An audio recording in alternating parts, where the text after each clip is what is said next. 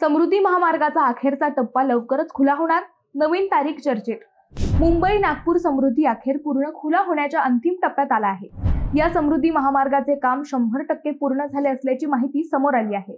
त्यामुळे आता वाहन चालक आणि प्रवाशांच्या प्रतीक्षेला पूर्णविराम मिळणार असून महामार्गाचा शेवटचा 76 किलोमीटरचा टप्पा लवकरच जनतेसाठी खुला होण्याची शक्यता आहे। नागपूर मुंबई समृद्धी महामार्गावरील इगतपुरी आमने दरम्यानचा 76 किलोमीटर लांबीचा शेवटचा टप्पा अद्याप वाहतुकीसाठी खुला झालेला नाही।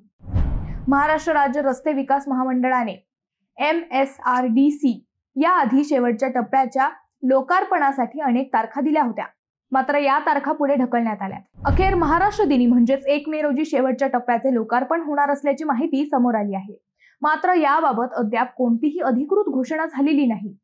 हा महामार्ग सुरू झाल्यानंतर मुंबई आणि नागपूर या दरम्यानचा प्रवास फक्त 8 तासात पूर्ण होणार आहे।